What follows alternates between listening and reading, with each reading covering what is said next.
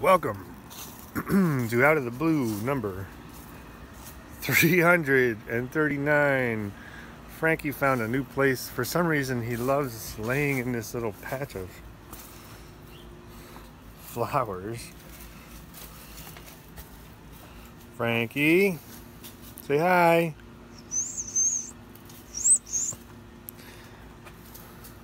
And I don't think the neighbors would be too happy to hear about that, but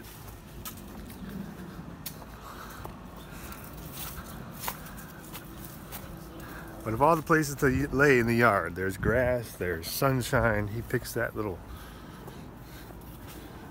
patch. So, where are we? What are we doing? What are we talking about? Two things. Today,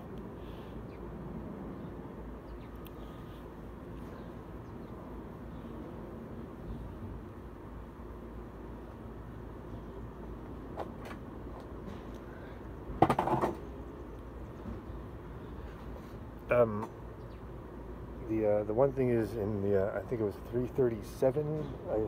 I said, like, what is it you want to do? And that's sometimes a hard question to answer. But it doesn't have to be some grandiose scheme. It just starts as the tiniest seed of an idea. You know, look around your own ideas for things you would like to do and just kind of dwell there for a while, you know. Think about it. And it doesn't have to make sense. It doesn't have to make sense whatsoever. Like, I'm in Chicago, and Chicago is known for architecture. And like a lot of people, I think, you know, architecture is an interesting subject to me. And then you start designing a building in your head. Well, it doesn't have to be practical because it's just in your imagination, right? So this idea of thinking about whatever it is you want to do does not have to make sense or be rational. You know, you're working in your imagination and you're seeing what ideas kind of stand out to you. So that's the first thing. Now the second thing is,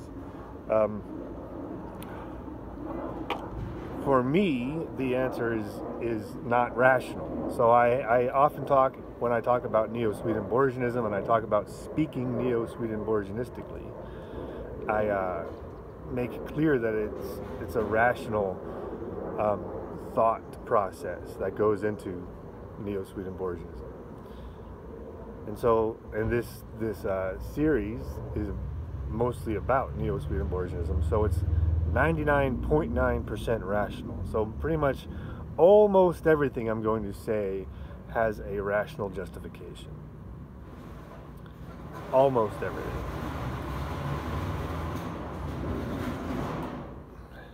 Nice of the neighbors to make some noise for us.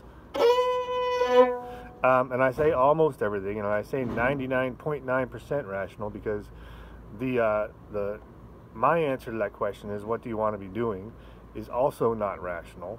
And I can, after the fact, rationalize it in some ways. But basically it is an irrational assertion, what it is I want to do, and what I think is the answer to what I should be doing. Because the answer for me is left-handed violin playing. That's it. Left-handed violin playing. And after the fact, there's some benefits because I find I'm getting more coordination in my left hand. It's good for my posture. It's good for this and that. But the original motivation has no rationality whatsoever. It is an irrational assertion. So,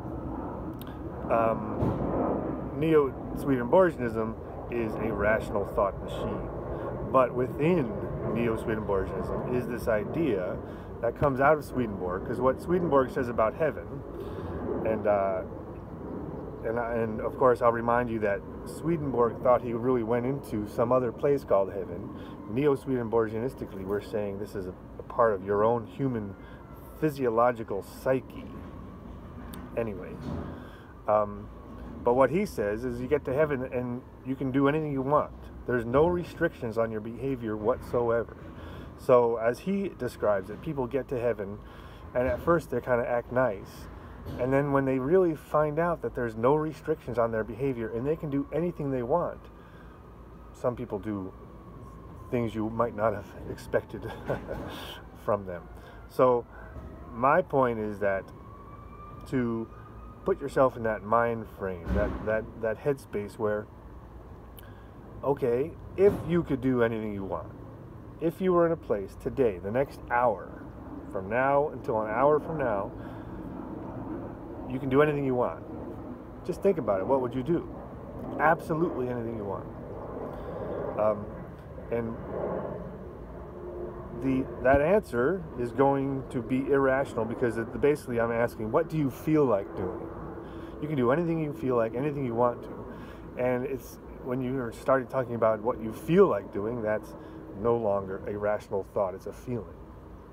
So, for some reason that I can't exactly explain, my answer for myself is left-handed violin playing. I feel like left-handed violin playing is going to change the world for the better somehow. That is the 99.9, that's the 0.1% irrationality. But I don't want to take up your hour, because you have an hour to do anything you want, so I don't want to use it up with my talking. And I'll start you off with a color.